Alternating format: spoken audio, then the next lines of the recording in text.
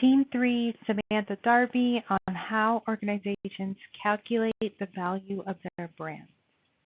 Let's start by defining some key terms.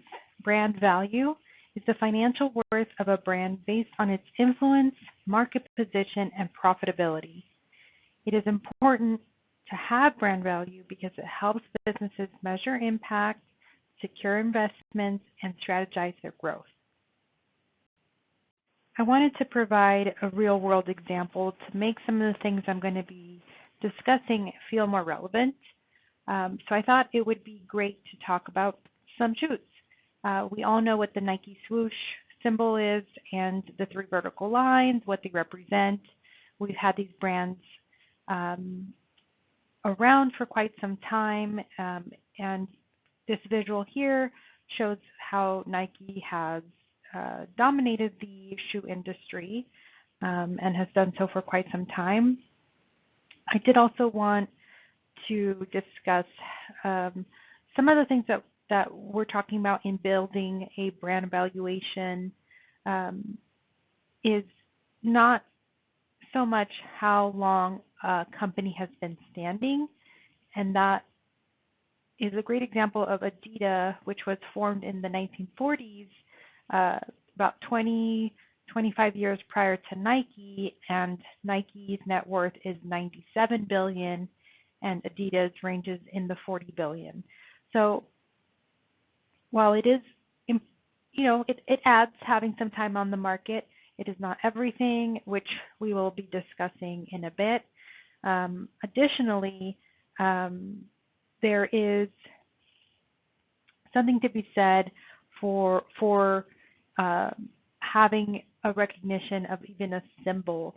It's very clear that Nike can introduce any shoe on the market and still turn a profit because there's that trust and that consumer perception of what the swoosh represents. So let's jump into the key approaches that are utilized for brand valuation. The 3 major methodologies are Interbrand's method, Brand Z's method, and Brand Finance method. And each of them have different criteria, but there are some key components that are the same, such as financials, and of course, some portion of a consumer perception.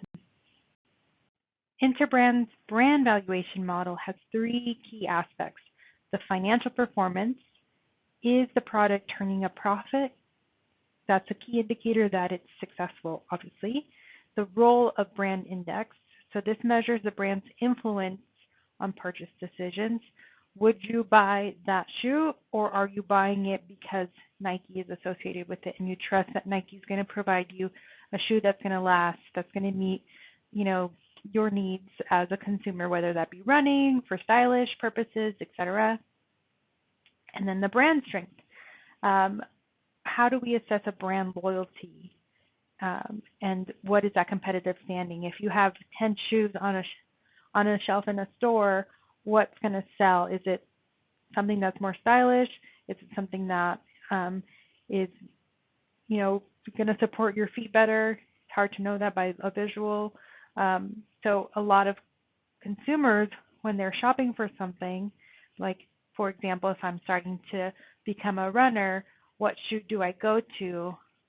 I'm gonna look to Nike to see what products they have because I know Nike is a corporation that I trust, etc. So how do we capture that? How can we put some figures and metrics to assess that so that we can put some numbers behind the brand strength? Now, the Brand Z valuation method has 2 primary components. Again, we're seeing a financial metric here and the brand's contribution. So again, trying to capture some type of gauge. Is it the shoe or is it the brand? Is it a combination of the 2? How are consumers deciding what to purchase? So there's a lot of research trying to set these metrics because it's something that's really hard to track because consumer trends shift, obviously, throughout the year. And there's other external factors. There's a lot at play here. So brand's finance valuation method, again, more finance terms, uses the, quote, royalty relief approach. So this estimates how much a company would pay to license its brand if it didn't own it. So again, going back to that shelf of 10 shoes, which shoes are going to sell? Would the shoe in my corporation, small startup, would that sell? Or would it sell, if I trust that it's a good shoe, would it sell more if it had that Nike logo label on it? So trying to measure that, like, I think it's there's a lot of different things to consider, and those considerations are fluid, but how much would you pay? How much do you think that you would get a profit for, right? So it's trying to also then determine, the royalty rate, trying to project revenue, looking at similar like items, and calculate the net present value. So again, I think when you're in this industry, and again going back to like the shoe industry, you are trying to capture how much the brand matters in the consumer perception, and that can shift, and it's hard, I think, to really nail down. I think that's why there's so many of these methodologies that are in place. There are many other factors that influence brand value. I feel like this is not an exhaustive list. There are things that are going to continue to change. One of the things that just came to mind is the sustainability component. What's the, footprint that these companies are leaving, their carbon footprint, et cetera. But how transparent a company is with what they're doing, the mission, their values.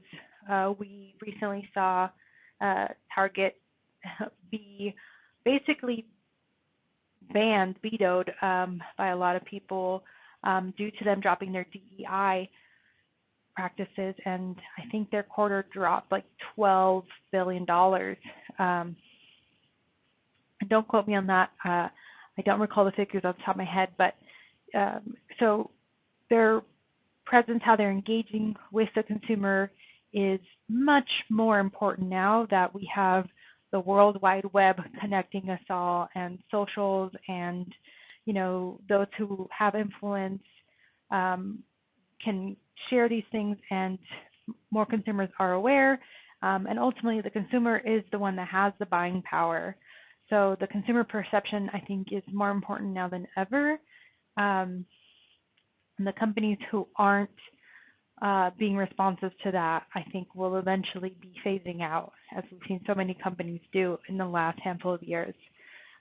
So, of course, are consumers loyal to certain products? What's their awareness? A lot of like the emotional connection, it seems really bizarre, but we live in a capitalistic world. As much as we try to fight it, it's everywhere. It's like fed to us day in, day out.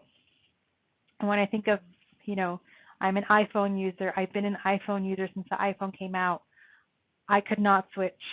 I couldn't do it. It'd be too difficult. I would not want to do it. So I have a 14.